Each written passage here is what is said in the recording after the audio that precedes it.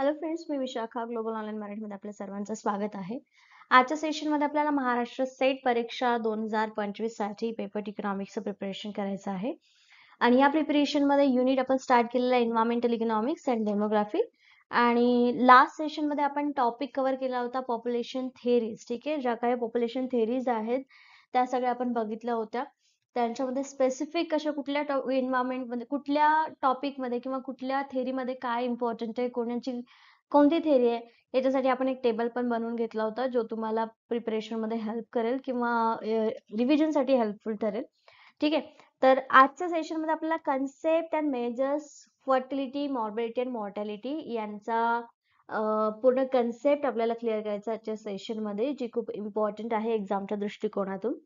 ठीक आहे, एखादा क्वेश्चन या टॉपिक वरती येतोच, which is also important. So let's start with the session.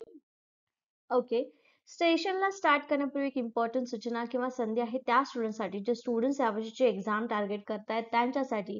Paper two economics साठी एक फुल कोर्स आम्ही घेऊन आलो आहोत, ज्या फुल कोर्समध्ये आम्ही तुम्हाला देणार आहोत संपूर्ण अभ्यासक्रम मॉक टेस्ट, संपूर्ण अभ्यासक्रम notes, video lectures plus live lectures, PYQs, paper 1 फुल कोर्स. म्हणजेच या ठिकाणी पेपर 2 सोबतच पेपर 1चंही प्रिपरेशन तुमचं होत आहे.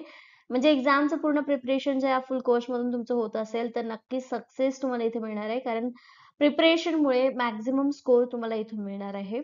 या फुल कोर्सची फीस आहे 10,000 रुपीज. 20% डिस्काउंट याच्यावर प्रोव्हाइड करत आहोत आणि आफ्टर डिस्काउंट याची फीस होते 8,000 रुपीज.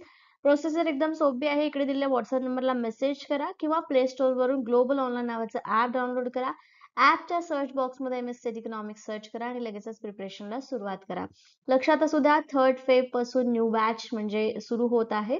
सो लवकरात लवकर जॉईन केलं तर प्रिपरेशनला मध्ये वेळ वाया जाणार नाही आणि प्रिपरेशन चांगल्या पद्धतीने होईल. ठीक आहे, सो इथे पहिल्या सेशन मध्ये किंवा पहिल्या इकडे स्लाइड वरती आपण घेतलेल्या आहेत त्या तिन्हीच्या कन्सेप्ट. ठीक आहे, फर्टिलिटी म्हणजे काय, मॉर्बॅडिटी म्हणजे काय आणि मॉर्टॅलिटी म्हणजे काय. ठीक आहे, ह्या तिन्ही गोष्टी इकॉनॉमिक डेव्हलपमेंटला किंवा इकॉनॉमिक ग्रोथ साठी खूप इम्पॉर्टंट असतात. ज्यामध्ये बघा पहिलं आहे फर्टिलिटी. फर्टिलिटी म्हणजे काय, the ability of individuals or couples to reproduce and give the birth of offspring. It is a key demographic indicator affecting population growth. आता बघा population growth, economic development and population growth किंवा demography हा topic आपण बघतोय. तर याच्यामध्ये main source जो आहे जिथून पॉप्युलेशन ग्रोथ होतीये किंवा पॉप्युलेशन वाढतीये, त्यामध्ये सगळ्यात इम्पॉर्टंट पॉइंट आहे फर्टिलिटी. ठीक आहे, त्याला आपण म्हणतो प्रजनन क्षमता. ठीक आहे, तर प्रजनन क्षमता म्हणजे नेमकं काय, तर या ठिकाणी व्यक्ती किंवा जोडप्यांची पुनरुत्पादन करण्याची आणि संततीला जन्म देण्याची क्षमता. थोडक्यात काय की एखादी स्त्री किंवा एखादा पुरुष कपल किती बालकांना जन्म देऊ शकतो याची कॅपॅसिटी म्हणजे प्रजनन क्षमता होय, फर्टिलिटी होय. ठीक आहे, लोकसंख्या वाढीवरती याचा खूप मोठा परिणाम होत असतो आणि त्यामुळे याला लक्षात घेतलं जातं की त्या कंट्रीचे स्पेसिफिकली ॲव्हरेज फर्टिलिटी रेट काय आहे आणि त्यातून मग लोकसंख्या किती वाढू शकते, त्याला कंट्रोल कसं करता येईल, या सगळ्या मेजर्स किंवा याच्यावरती उपाय शोधले जातात. ठीक आहे, त्यानंतर पुढचा इथे सगळ्यात दुसरा जो टर्म आहे, दुसरी जी कन्सेप्ट आहे ती आहे रुग्णता, मॉर्बॅडिटी. म्हणजे काय की लोकसंख्येत रोग, आजार किंवा अपंगत्वाची उपस्थिती असणे किंवा अपंगत्व किंवा डिसीज असणे, या रोगांचं ओझं जेव्हा एखाद्या म्हणजे त्या कंट्रीमध्ये राहणारे किती लोक हे आजारासोबत जन्मलेले आहेत किंवा आजाराने पीडित आहेत, या सगळ्यांची संख्या म्हणजे रुग्णता किंवा मॉर्बॅडिटी होय. ठीक आहे, कशासाठी आवश्यक असतं हे, तर बघा याच्यामध्ये तुम्ही म्हणजे लोकसंख्या आहे 100, त्या लोकसंख्येमध्ये नवीन बालक आहेत 20. ठीक आहे, उरलेले 60 जण आहेत आणि 60 आणि 20 80, उरलेले 20 जण आहेत जे तरुण आहेत, जे लोकसंख्या म्हणजे पूर्ण ग्रोथ साठी हेल्प करतायत. आता हे जे 60 लोक आहेत त्यांची समजा कॅपॅसिटी नाहीये, ह्यांच्यामध्ये काही जणांना आजार आहे. ठीक आहे, याच्यामध्ये काही रुग्ण चालू शकत नाही, पोलिओने कुपोषित आहेत. तर ह्या सगळ्या घटनांमुळे काय होतं, तर ही लोक जी आहेत ती कंट्रीला ग्रोथ होण्यापासून अडवत असतात, अडवणूक होत असते. जर हा आकडा इकडे असता आणि हा आकडा जर इकडे असला असता, म्हणजे 20 लोक मॉर्बिड असती आणि 60 लोक जर प्रोडक्टिव्ह असती, तर ऑब्व्हियसली कंट्रीची इकॉनॉमी कुठे असली असती, राईट? सो याचं कॅल्क्युलेशन करण्यासाठी मॉर्बिडिटी ही कन्सेप्ट आपल्याला उपयोगी पडते. ठीक आहे, मुख्य संकल्पना. त्यानंतर मृत्यूदर. जसा जन्मदर कॅल्क्युलेट केला जातो तसा मृत्यूदर पण कॅल्क्युलेट करावा लागतो, कारण सरासरी आयुर्मान किती असू शकतं आणि त्याच्यावरून लोकसंख्येचा अंदाज आपल्याला लावण्यासाठी ही कन्सेप्ट उपयोगी येते. ठीक आहे, सो मृत्यूदर म्हणजे काय, की प्रत्येक लोकसंख्येमध्ये मृत्यू पावणाऱ्या लोकांची संख्या. ठीक आहे, ऍव्हरेज लोकांची संख्या म्हणजे मृत्यूदर होय. ऍव्हरेज लोकांची संख्या म्हणजे दर 1000 लोकांमध्ये मृत्यू पावणाऱ्या लोकांची संख्या म्हणजे त्याचा स्पेसिफिक काय असतो, रेट असतो. ठीक आहे, डेथ रेट म्हणून त्याला ओळखलं जातं. ठीक आहे, okay. Now what is next. आता याच्यामध्ये वेगवेगळे त्यांनी काय दिलेले की मेजर्स आहेत. मेजर्स म्हणजे काय, त्याची मापनं कशी पद्धतीने आपण मापू शकतो. सॉरी, एक तर त्याचे मापन पण बघू शकतो आणि दुसरं म्हणजे याच्यावरती उपाय काय करू शकतो, या गोष्टी सुद्धा आपण बघू शकतो. ठीक आहे, सो इथे fertility refers to the productive performance of the population. एखाद्या पॉप्युलेशन मध्ये किती लोकांचं म्हणजे पॉप्युलेशन जे वाढत आहे, पॉप्युलेशन वाढतंय कशामुळे, फर्टिलिटीमुळे. सो फर्टिलिटीच्या गोष्टीमुळे जो बर्थ रेट वाढतोय किंवा पॉप्युलेशन वाढतंय त्याच्यामध्ये कुठल्या कुठल्या गोष्टी कन्सिडर केलेल्या असतात. फर्स्ट आहे ते इथं की मेजर्स मध्ये क्रूड बर्थ रेट. ठीक आहे, ज्याला आपण काय म्हणतो, CBR. त्याचे फुल फॉर्म्युला जे आहे ते आपण पुढे घेतलेले आहेत. इथे फक्त जस्ट की नोट्स किंवा की पॉइंट्स फक्त लक्षात घ्या की की मेजर्स मध्ये क्रूड बर्थ रेट आहे, जनरल फर्टिलिटी रेट आहे, टोटल फर्टिलिटी रेट आहे, एज स्पेसिफिक फर्टिलिटी रेट आहे, क्रॉस नेट प्रॉडक्ट रेट आहे. आता याच्यामध्ये फक्त समजून घ्या, त्याच्यानंतर फॉर्म्युला आपण बघणारच आहोत. ठीक आहे,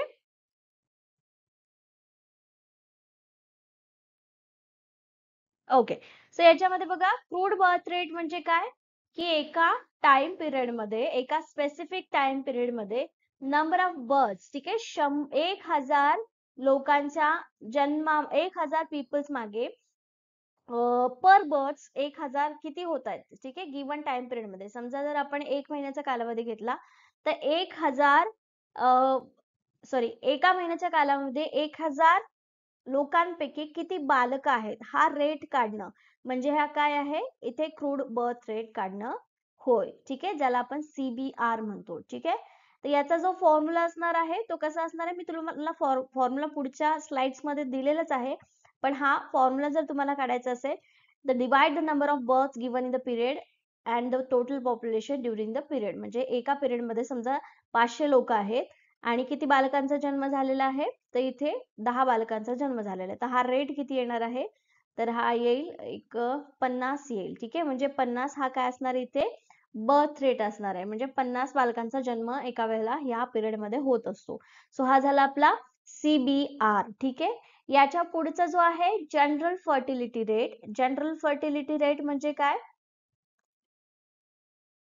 the number of births in a given area per 1000 women of the childbearing age. ठीक आहे, आता याचा जनरल फर्टिलिटी रेट, इथे बर्थ विचारलंय, जन्म किती होतो हे विचारलेलं आहे. फर्टिलिटी रेट म्हणजे की किती महिला या बालकांना जन्म देऊ शकतात. 1000 पूर्ण लोकसंख्येच्या 1000 लोकसंख्येपैकी किती महिला अशा आहेत ज्या बालकाला जन्म देऊ शकतात. प्रत्येक एरिया वाईज हे काढतो आपण. ठीक आहे, समजा जर 100 महिला असतील ज्या बालकांना जन्म देऊ शकतात, तर 1000 पूर्ण याच्यामध्ये, आता समजा फर्टिलिटी रेट 100 टोटल पॉप्युलेशन आहे आणि त्यातल्या 10 बायका जर फर्टिलिटी म्हणजे बालकांना जन्म देण्यासाठी एलिजिबल असतील किंवा होत असेल, तर तिथे आपण काय म्हणू शकतो, 1/10 म्हणजे 0.1. सो इतका रेट आहे आपला कशाचा, फर्टिलिटी रेट आहे. इतक्या स्त्रिया 1000 लोकांपैकी 0.1% स्त्रिया या बालकांना जन्म देऊ शकतात. हा आहे जनरल फर्टिलिटी रेट. ठीक आहे, फर्टिलिटी म्हणजे काय आपण बघितलेलं आहे, तर फर्टिलिटी रेट हा इथे काढला जातो. Average number of children a woman will have during her child bearing years, म्हणजे तिच्या पूर्ण कालावधीमध्ये, म्हणजे एक कालावधी असतो स्पेसिफिक, बायोलॉजीमध्ये तुम्ही शिकले असाल की एक स्पेसिफिक कालावधी असतो ज्याच्यामध्ये स्त्रिया बालकांना जन्म देऊ शकतात. सो या पिरियड मध्ये किती स्त्रिया आहेत आणि किती स्त्रिया तेवढ्या बालकांना जन्म देऊ शकतात, हा रेट म्हणजे जनरल फर्टिलिटी रेट. ओके.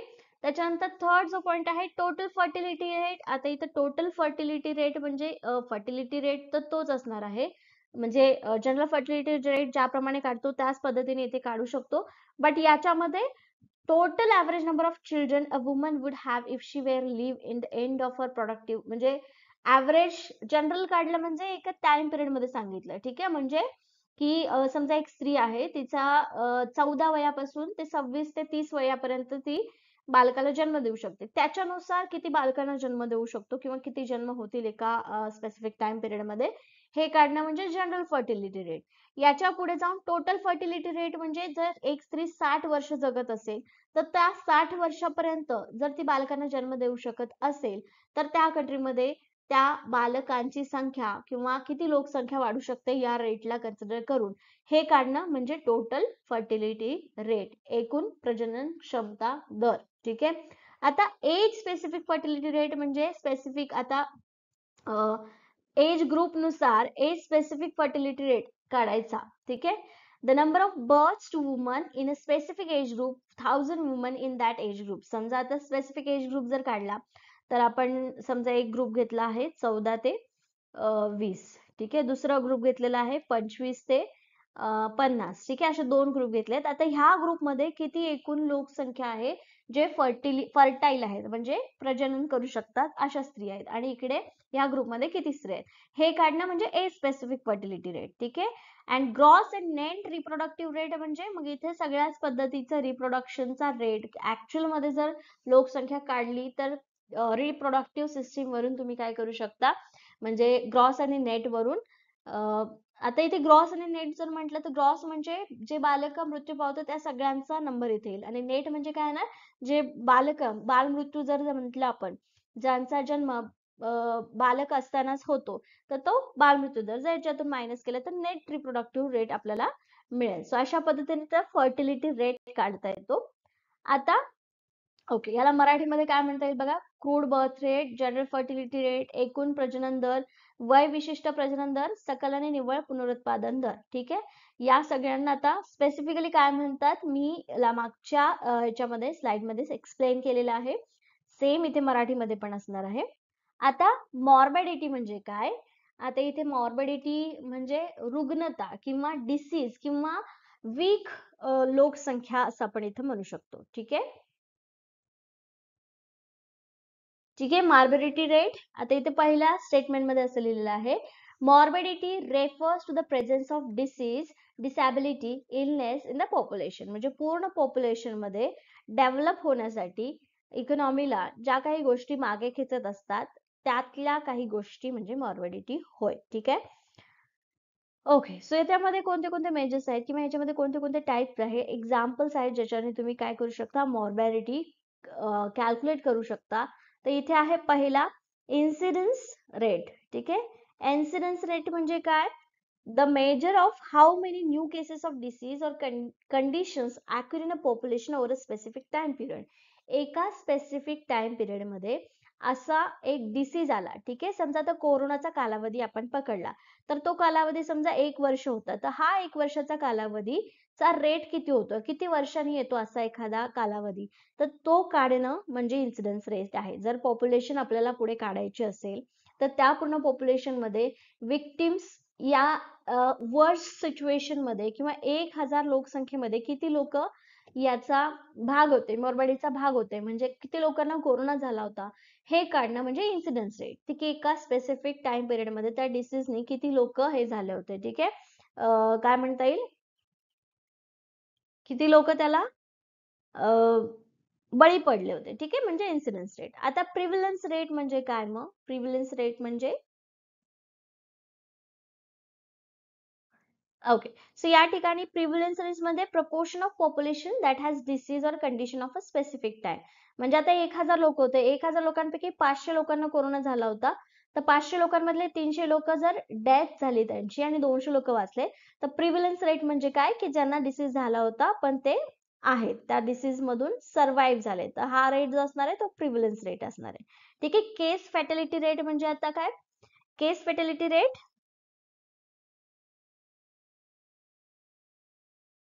म्हणजे ती केस जी आहे ती किती कालावधीसाठी राहिली. ठीक आहे. आता 1 वर्षाचा कालावधी घेतला, प्लेग होता, प्लेग पण एका स्पेसिफिक टाइम पिरियड साठी राहिला होता, त्याला आपण केस फॅटॅलिटी रेट म्हणतो.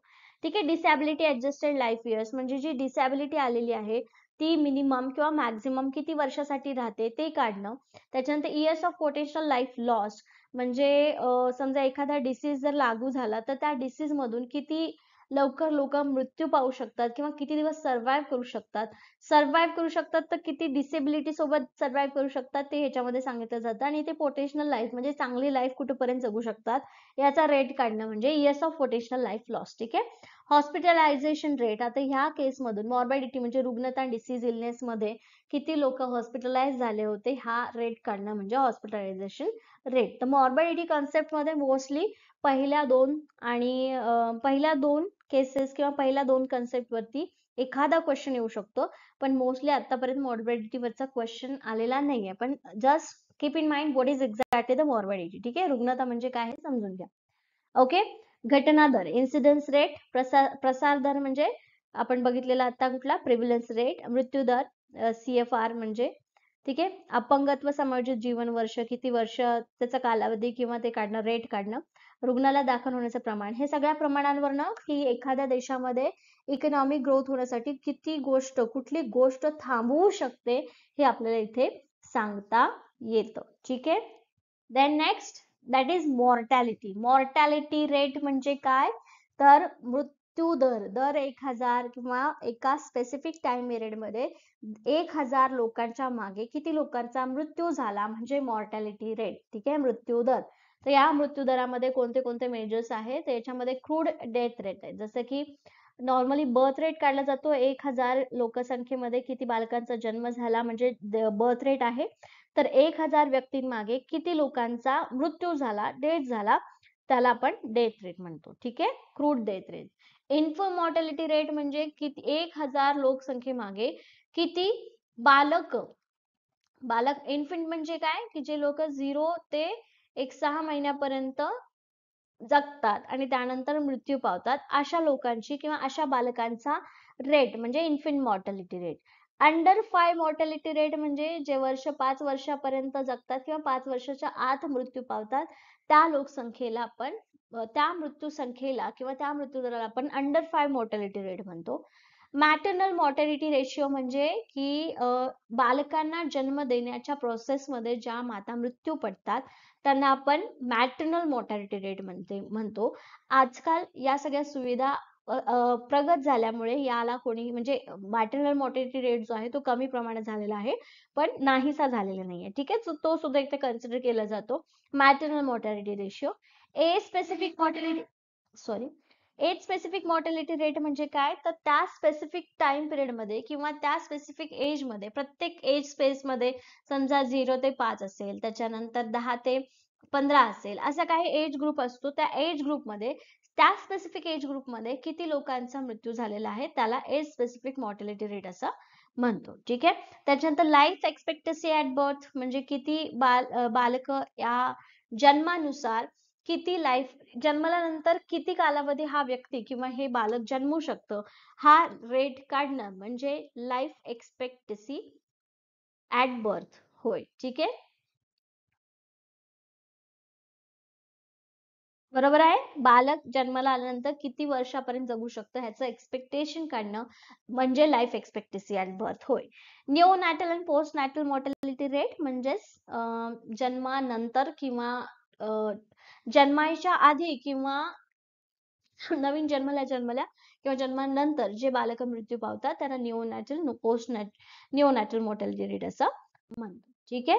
इथे बघा मराठीमध्ये एकदा बघा, ती पण स्लाइड मी दाखवते. क्रूड डेथ रेट, अर्भक मृत्यू दर म्हणजे बालक जे जन्माला आल्यानंतर लगेच मृत्यू पावतात ते. 5 वर्षाखालील मृत्यू दर U5MR. माता मृत्यू दर काय आहे, वय विशिष्ट मृत्यू दर, जन्माच्या वेळी आयुर्मान किती असेल, नवजात आणि नवजात मृत्यूनंतरचा मृत्यू दर, या सगळ्यांना मृत्यू दरांमध्ये कन्सिडर केले जातात. ह्या काही मेजर्स वरून आपण पूर्ण लोकसंख्येचं कॅल्क्युलेशन करू शकतो की एक्झॅक्टली किती रेट आहे. ठीक आहे. तर मी आता पुढच्या स्लाइड्स वरती, म्हणजे आता इथे बघा क्रूड अर्थ रेट काढण्याचा फॉर्म्युला काय आहे हे इथे मी तुम्हाला एक्सप्लेन करते. ठीक आहे. Okay. So fertility measures and formulas. आता फर्टिलिटीचे जे जे रेट होते ते आपण इथे बघणार आहोत. ठीक आहे. दर 1000 लोकसंख्येच्या मागे आपण हे कॅल्क्युलेशन करत असतो. त्यामुळे इथे क्रूड बर्थ रेट, ठीक आहे, जन्म दर काढतोय आपण. तर एकूण लिव्ह बर्थ इन इयर, एक इयरचा आपण कालावधी जर घेतला कॅल्क्युलेशन करण्यासाठी, मोस्टली फॉर्म्युलाज मध्ये 1 इयर कन्सिडर केला जातो. ठीक आहे. एका वर्षाचा जो रिपोर्ट आपल्याला सबमिट होतो किंवा जो रिपोर्ट आपल्याकडे येत असतो तो रिपोर्ट 1 इयरचा असतो. Total life birth in year, ते काय किती बर्थ या एका इयर मध्ये झाले. समजा जर इथे 50 झाले असतील, 50 बालकांचा जर जन्म झाला असेल, तर टोटल पॉप्युलेशन किती आहे, 500 आहे. ठीक आहे. सो इथे ओके, टोटल 550, हे 50 आहे लिव्ह बर्थ इन इयर, आणि इकडे 500 पॉप्युलेशन गुणिले 1000, कारण 1000 बालकांच्या मागे आपण काढतोय. पॉप्युलेशन तर जास्तच असणार आहे, पण मी 500 कन्सिडर केलं. तर अशा पद्धतीने आपण काय करू शकतो, कॅल्क्युलेशन करू शकतो. 50 गुणिले 1000 तर 50,000. ठीक आहे. आणि हे 5, 5 एक 5, 5 5 5 10 50, आणि हे 2 शून्य. सो 1000 बालकांचा जन्म एका वर्षामध्ये होतोय असं कन्सिडर केलं जातं जेव्हा 500 लोकसंख्या असेल तेव्हा. रेट नुसार, म्हणजे आता 500 मध्ये जर 50 बालकं असतील तर हजाराच्या मागे किती, सॉरी, 50,000च्या मागे 1000 बालकं असतील, अशा हिशोबाने हे कॅल्क्युलेशन केलं जातं. अशा पद्धतीने हा बर्थ रेट काढला जातो. आणि त्यानुसार मग इकॉनॉमीमध्ये किती लोकसंख्या असेल, किती लोकसंख्या पुढच्या 5 वर्षामध्ये असेल, याचा अंदाज लावला जातो. ठीक आहे. त्याच्यानंतर जनरल फर्टिलिटी रेट, जसं क्रूड बर्थ रेट काढला जातो तसंच आपल्याला जनरल फर्टिलिटी रेट पण काढता येतो. टोटल लाईफ बर्थ, त्याच्यानंतर वुमन एज 15 to 49, हा जो एज ग्रुप आहे तो कन्सिडर केला जातो जिथे वुमेन या प्रोडक्टिव्ह असतात. ठीक आहे. त्यामुळे हा एज ग्रुप घेतलेला आहे. त्याच्यानंतर आता लाईफ बर्थ 50 असेल, एज ग्रुप मधल्या 15 ते 19 घेतला असेल, तर त्या वयोगटातल्या किती महिला आहेत, समजा 40 असतील तर गुणिले 1000, तर हा जो रेट निघणार आहे तो असणार आहे जनरल फर्टिलिटी रेट. ठीक आहे. त्यानंतर टोटल फर्टिलिटी रेट काढायचा असेल तर expected number of children per woman. Total fertility म्हणजे आता एक महिला आहे, तर एक महिला किती बालकांना जन्म देऊ शकते तिच्या पूर्ण लाईफ सायकल मध्ये, पूर्ण ह्या एज ग्रुप मध्ये ती समजा 15 बालकांना जन्म देऊ शकते. तर अशा 15 जर महिला असतील तर 15 गुणिले 15, 15 15 ते 15 येतो, 15 गुणिले 15 किती झाल्या, तर कॅल्क्युलेशन करा जरा.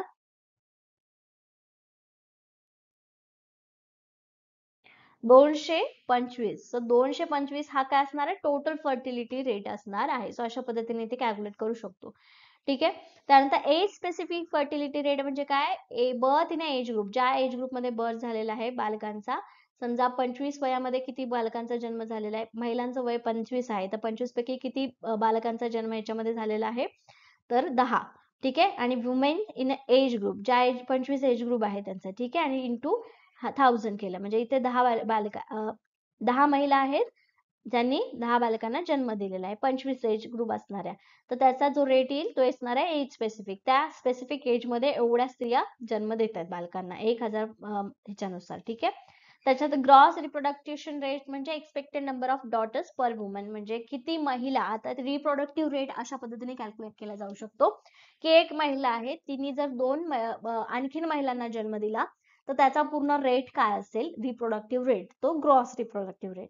आणि नेट रिप्रोडक्टिव्ह रेट कसा काढलेला असणार आहे, सिमिलर टू GRR असणार आहे, म्हणजे ह्याला ग्रॉस रिप्रोडक्टिव्ह रेट असणार आहे, but adjusted for female mortality, म्हणजे त्याच्यामध्ये काही फिमेल मॉर्टॅलिटी रेट पण मायनस केला तर तिथे नेट येणार आहे. ग्रॉस आणि नेट मध्ये हा तर डिफरन्स आपल्याला माहिती आहे की ग्रॉस म्हणजे सगळं एकत्र आणि नेट म्हणजे त्याच्यातून काहीतरी मायनस होतं. तर नेट रिप्रोडक्टिव्ह रेट मध्ये ज्या महिलांचा मृत्यू होतोय तो मायनस केलेला आहे, आणि ग्रॉस रिप्रोडक्टिव्ह म्हणजे महिलांच्या मुली आणि त्यांच्यापासून होणारा जन्म, या सगळ्या गोष्टी इथे कन्सिडर केल्या जातात. ठीक आहे.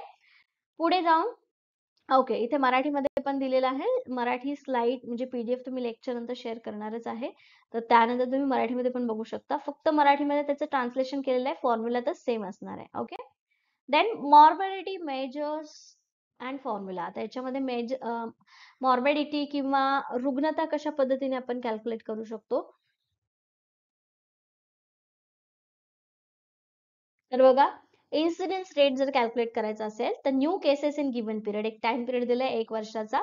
तर त्या 1 वर्षाच्या पिरियडमध्ये किती न्यू केसेस आलेले आहेत. एक स्पेसिफिक कोविडचं जर कन्सिडर केलं तर तो अजूनही आहे, त्याच्यावर वॅक्सिनेशन आलेलं नाहीये. सो 2025 हा जर 2024 जर हा इयर कन्सिडर केला तर नवीन केसेस किती आले याच्यामध्ये 200 आले. पॉप्युलेशन ऍट रिस्क किती आहे, म्हणजे पॉप्युलेशन किती पॉप्युलेशनला येऊ शकतं. समजा आपण 1000 पॉप्युलेशन घेतले, ठीक आहे, त्याला गुणिले म्हणजे 200 भागिले 1000 गुणिले 1000 बालकांमागे, सॉरी 1000 लोकसंख्येमध्ये मागे 1000 लोकांना सगळ्यांना हा काय आहे, धोका आहे, आणि त्यातल्या 200 लोकांना तो झालेला आहे. सो याचा जो रेट निघणार आहे तो असणार आहे इन्सिडेन्स रेट. ठीक आहे. प्रिव्हिलन्स रेट कसा असणार आहे, टोटल केसेस किती आलेले आहेत नवीनचं सोडून, जे काही पूर्ण टोटल केसेस आहेत त्या divided by total population into 1000. ठीक आहे, संपला प्रिव्हिलन्स रेट. केस फॅटॅलिटी रेट म्हणजे डेथ फ्रॉम द डिसीज, किती लोकांची डेथ झालेली आहे, आणि टोटल केसेस ऑफ डिसीज, किती लोकांना डिसीज झालेला आहे, इंटू 100 केलेला आहे. इथे लक्षात घ्या, इथं 100 केलेला आहे. फर्टिलिटी रेट काढायला इथे समजा 20 लोकांचा मृत्यू झालेला आहे त्या एका आजारातून, आणि टोटल केसेस किती होत्या, 80 होत्या. तर ह्याचा भागाकार करून गुणिले 100 करायला. ठीक आहे. मग हा जो रेट येणार आहे तो केस फर्टिलिटी रेट येणार. Sorry for the background noise. Okay. Disability adjusted life years म्हणजे years lost due to the premature death और इयर्स.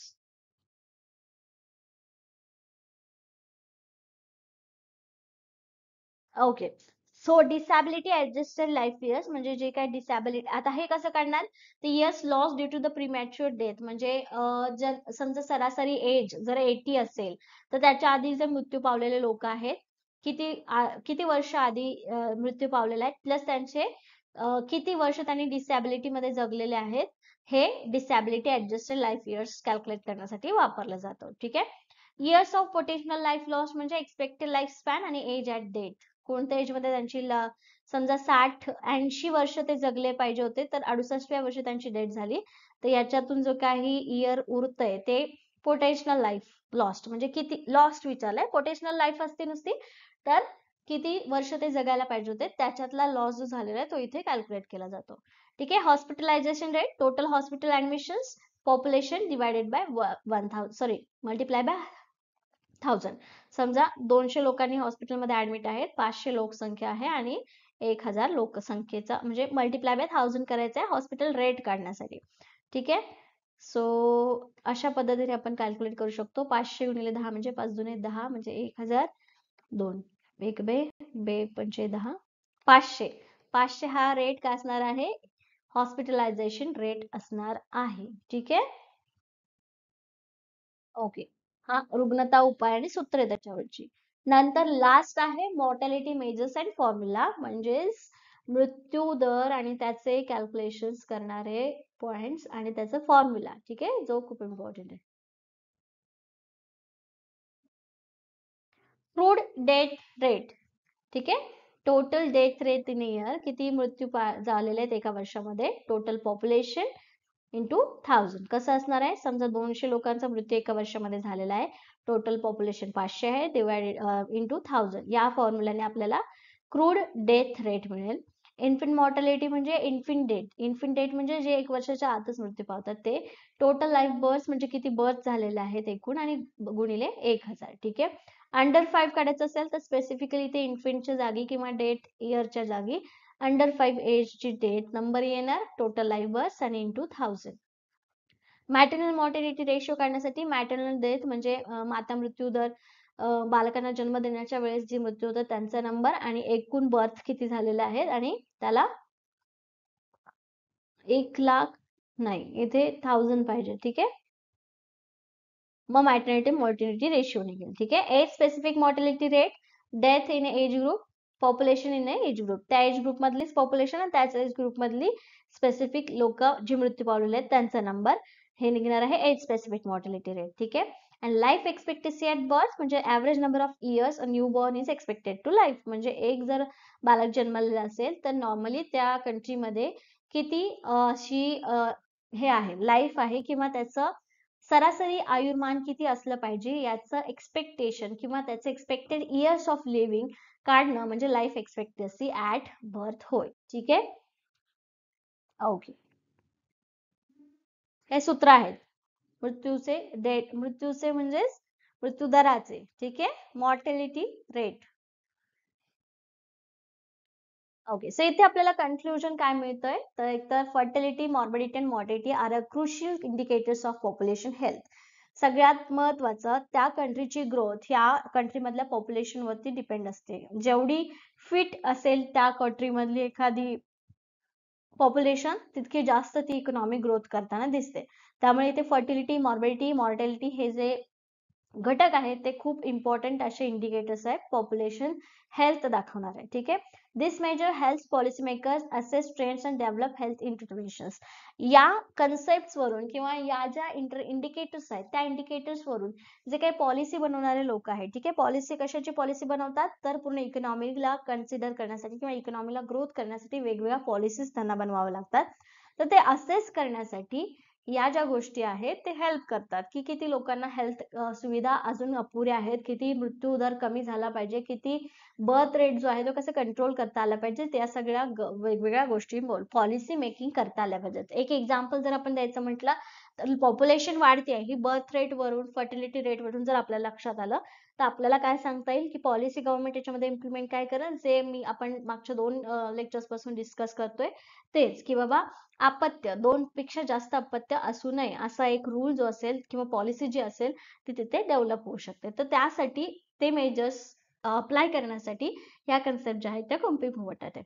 त्याच्यानंतर understanding this concept supports better health care and resource planning. ठीक आहे. म्हणजे या संकल्पना कशासाठी उपयोगी येतात, चांगले आरोग्य सेवा देण्यासाठी आणि नियोजनास समर्थ देण्यासाठी ह्या कन्सेप्ट ज्या आहेत त्या कन्सेप्ट समजून घेणं आणि त्या इकॉनॉमीमध्ये लागू करणं खूप इम्पॉर्टंट असतं. Okay.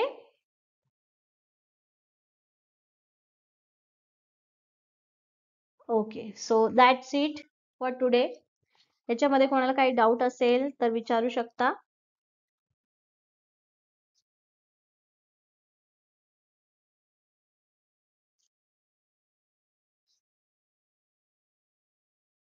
Okay. If there is no doubt, then we can end for today here. Thank you, everyone.